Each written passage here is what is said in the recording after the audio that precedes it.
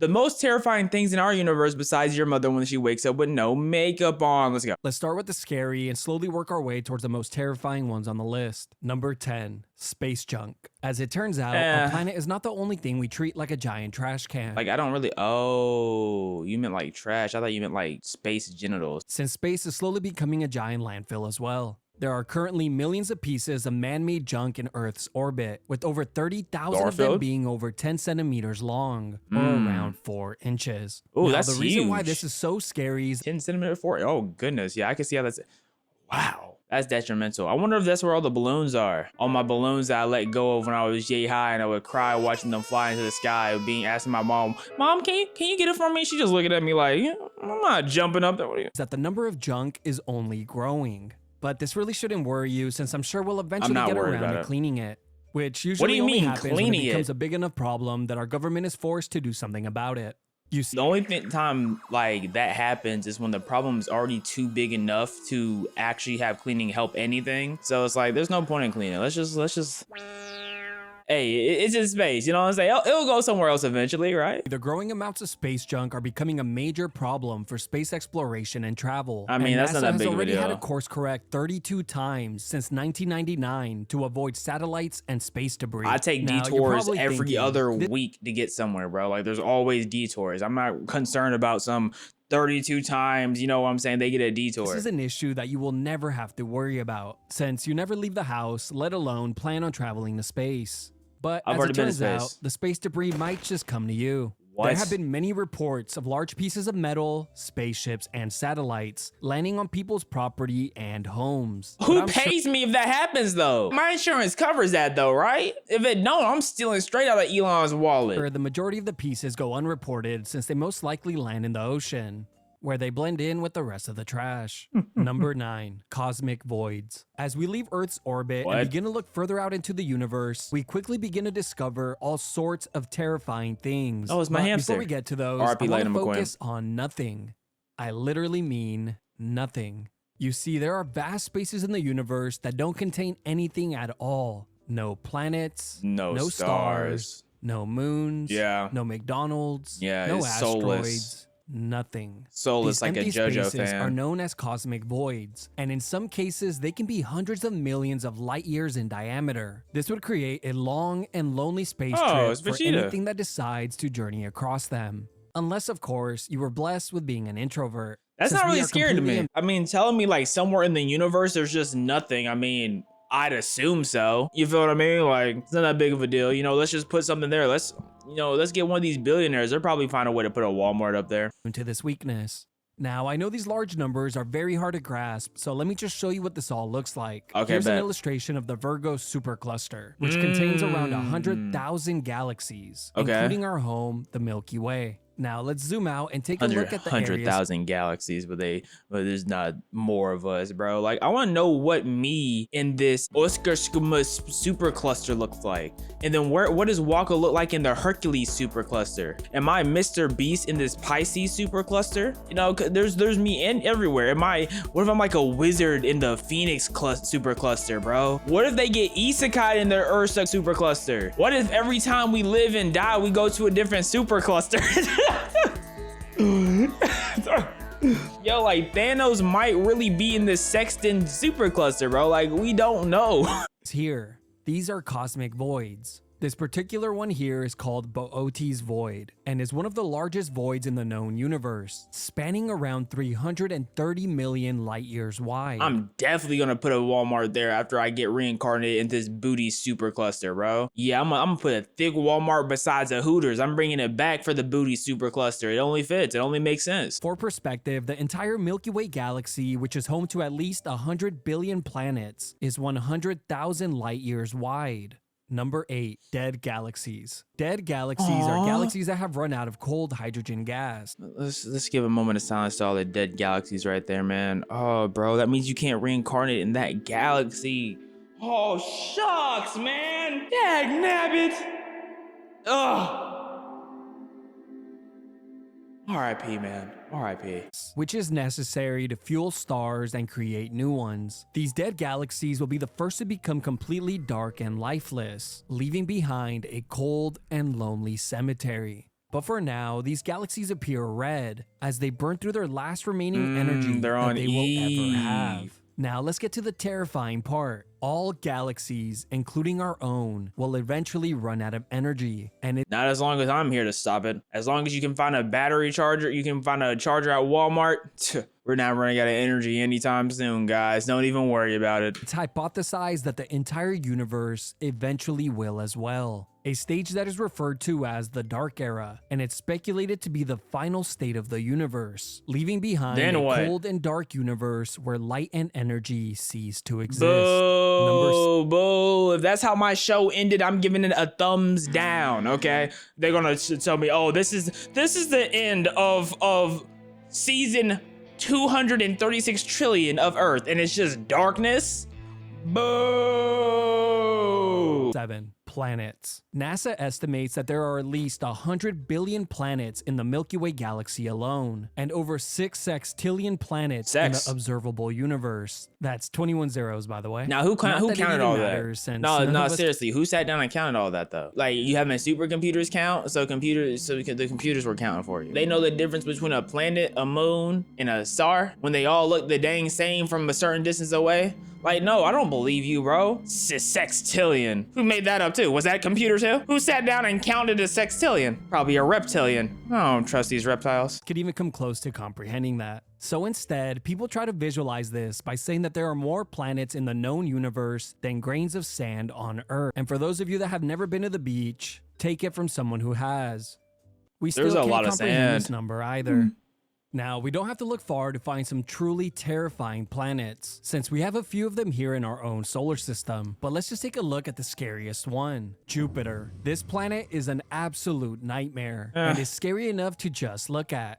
Jupiter's a giant gas planet that is 1,300 times larger than Earth and is covered in violent storms, as I'm sure you already know. But really quickly, here are just a few of the ways Jupiter would absolutely mop the floor with you. Radiation exposure, dead. Atmospheric pressure, dead. 400 plus. First off, I've never choked under any form of pressure, so don't piss me off. How fast? 400 plus mile per hour wind.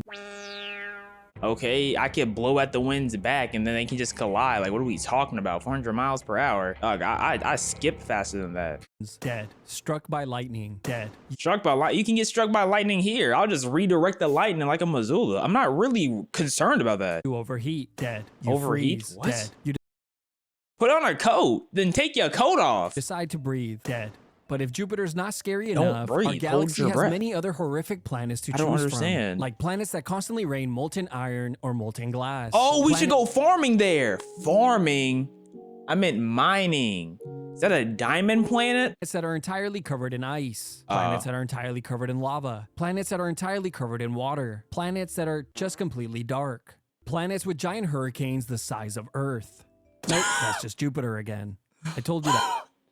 They have the hurricane the size of us? That's hilarious, bro. And they still can't mess with us. That's not even a hurricane. That's just Jupiter upset that Jupiter can't produce life like Earth can. That's Jupiter just hating. And see, you know, sometimes hate can take you far. Sometimes when you hate, you can be like Kendrick Lamar, or you're like Jupiter. And you know what Jupiter is? A place that anyone goes to get stupider. The third graders know it. It's mad. It's jealous. I never rock with Jupiter ever again, bro. That place sucks. Number 6, aliens. Ever since we were young, Hollywood has conditioned us to be scared of aliens. So it's no surprise that this one would end up on the list. I'm Movies one with like aliens. Aliens, Signs, Predator, Cloverfield, The Thing, and of course The GOAT, Killer Clowns from Outer Space. The Thing? That's fantastic. You see what I did there? Get it? Cause you see what I... Because the joke was like the Thing from the Fantastic Four. You know what I'm saying? Like that was the Killer Clowns from Outer Space all made aliens incredibly violent and terrifying. And when Hollywood finally attempted to create a friendly and relatable alien, all they got right was his body type. And it definitely worked. Scientists say that it's only a matter of time until we find the existence of aliens. But here's the thing, right? An alien or an extraterrestrial being is simply just something that is living that didn't originate on Earth. So this could be something as small as bacteria, but if we're lucky, it could be a fish or mammal-like creature. But of course, why would this that could be make us something lucky? Infinitely more terrifying. And that's what we makes could this see demons, bro. Wait, no, that shouldn't be something to be excited for. I didn't mean demons as in actual demons. I was saying demons like that's how their body structure is. Like we might find a human with horns. Imagine you find a human with horns, and then when you're giving back shots, you can use the horns. Maybe we shouldn't search for aliens. This one's so scary. We really don't know what's out there. Now, thankfully, we all know that first impressions are everything. So I'm hopeful that... The thing is... That's fantastic, wasn't it? But the thing is, it doesn't matter if aliens are out there, because look at it like this. When we find aliens, they're gonna be so far away due to the telescopes that it won't matter that we found them. You know what I mean? It's like we're able to see these planets from light years away. We're looking light years away. We haven't found no aliens. By the time we find them, they're gonna be light years away. We will never see them. And then we probably might not even come in contact with an alien before the universe is over. Not the universe, but the galaxy is over. Before the sun dies out, I should say. So that's not the galaxy, that's our solar system. Because they're gonna be so far away. And we're not gonna be able to build anything that moves at the speed of light years unless we get Mr. Light Gear. But yeah, we're literally never gonna see aliens. Like if we haven't seen aliens already and the government is just hiding it, if we haven't seen them, we're never gonna see them. Like ever be in contact, I should say. Aliens will just take a quick look at Earth's orbit and decide not to visit, since we're obviously very dirty. Number 5, gamma ray bursts. Gamma ray bursts? What? Gamma ray bursts. Gamma ray bursts. Okay. I was like, what is gamma doing? Gamma ray bursts are the most powerful explosions in the known universe, releasing more energy in a second than the sun would in a billion years. This can occur That's just BS. See, and that's what I say, like, that's what people say, like, sometimes it doesn't matter how hard you work, there's always gonna be someone more talented than you. Like, that is the prime example, because if someone working for a billion years doesn't compare to one other farts, like another star's fart, like, that's not even fair, bro. That would piss me off. I bet you the sun gets bullied by all the nearby stars, like, they talking to each other in a frequency we can't even hear, and they, like, making fun of the sun because how small he is. Like, bro, poor sun, I know he insecure. Different ways. Either when a star goes supernova, when two neutron stars collide and form a black hole, or when a black hole swallows a neutron star. These massive bursts of energy are 1,000,000 trillion times brighter than the sun and could last anywhere from 10 milliseconds to several hours. How do we know that? Here's what makes them so scary. The light produced can't be seen by the naked eye. So if Earth were to be hit by one of these powerful gamma ray bursts, we would never see it coming. What? Wait, so we can't see it. It can happen in milliseconds. How do we know it exists? On how close the source of the gamma ray burst is, scientists found it? It would determine if life on Earth would survive. At a distance of 6,000 light years, it would cause mass extinction due to the deadly amounts of radiation. But if the gamma ray burst occurred further away but still managed to get a direct hit on us, it could still be catastrophic, since it would heavily damage all of our satellites and technology, shutting down the Wi-Fi. No! Now, thankfully, Earth is not get Captain America to get his shield. He can probably block it. Really in danger of such an event, since our sun is far too small to produce this type of explosion. Instead, our sun will just grow so large that it slowly swallows the entire planet. I told you it's getting bullied, bro. I told you the sun's getting bullied. Even we're bullying how small the sun is, bro. We need to get the sun some friends. Who's trying to go on a trip with me? We can go get the sun some friends. Anybody want to jump with anybody else want to come go on a trip? You know what I'm saying? With the little Einsteins, find the sun some friends. So I'm starting to feel bad, bro. Colliding galaxies. With billions of galaxies traveling through the universe, some are bound to bump into one another. As a matter of fact, our galaxy will be one of them. The Milky Way is scheduled to crash into our neighboring galaxy, the Andromeda Galaxy. But that collision won't be for another 4 to 5 billion years. Oh, hopefully so that's long like after tomorrow. Humans have left Earth and populated other planets. But let's talk about what... Okay, populating other planets won't help the fact that if the galaxies collide, we would have to populate another galaxy, not planet. When you really sit down and think about it, do y'all really think Earth has enough material for us to even go solar system to solar system? Like, all we have right now to get material from is Earth. Like, we don't actually, we might not even have the facilities on this planet to go anywhere outside the solar system and like take a person outside the solar system or take a robot outside the solar system. I guarantee you, bro, I'm telling you, in like 136 years, we're gonna send our final spaceship type of thing to go scout the universe, and we're not gonna have no more metal left on Earth. We're not gonna have no more anything left on Earth. It's gonna be our final thing to try to save human population and try to move us somewhere else. It's gonna happen around, what did I say, 186 years, and it's gonna get smacked out the air from the sun because the sun is getting tired of being bullied. The sun gonna come out of nowhere, in between the legs, for some reason, and then just smack it, LeBron James. And then that's the end of human civilization. What makes colliding galaxies... I can see the future. I used the magnifying glass. ...so scary? As the two galaxies begin to get close to one another, their gravitational pull will bring them together. Now, surprisingly, planets crashing into one another would be extremely rare, since galaxies are mostly empty space. But what would happen is planets would be rearranged and shuffled around, knocking them away from their current solar systems and creating new ones. So any planet with life on it might be stuck with a new neighbor. There are a few galaxies that are currently merging as we speak. ARP220, ZW, like who made these names? Number 3, supernovas. Supernovas are the largest explosions that humans have ever seen. They can outshine their entire... Dog, I have not seen it. Who is humans? Have y'all seen one? Hello, am I tweaking? When did we see it? Because I never seen it. Speaking of supernovas, the only supernova I know is when Frieza made a supernova with his finger. Like, that's what his name of his attack was. Galaxy for a few days or even months. It can be seen across the universe. That's called an attention holder. A supernova holder. can occur a couple of different ways. The first one is when a massive star runs out of nuclear fuel and collapses, causing it to go supernova. The second is when a white dwarf star gains enough mass by siphoning it from another nearby star. Then white dwarf star colonized the local star to make itself bigger. Like, what makes this a white dwarf star? It look like something ugly out of Guardian in the Galaxy, bro. Dang, he look like... I have a character in my... I can't think of their name, bro. He literally looked like he's sucking up poo. He's sucking out fart juice. Yuck. Causing it to collapse and explode. But let's talk about what makes supernovas so scary. When a star goes supernova, it obliterates everything in its path and is powerful enough to destroy all life on any planet within 30 to 50 light years. For perspective, our sun is only about 4.2 light hours away from our furthest planet, Neptune. Even though 4.2 light hours from Neptune. So what is that? That's like, if I were to like jog to Neptune, it would probably take me around 257 Earth days. Supernovas are one of the most deadly events in the known universe, easily obliterating every living thing in their way.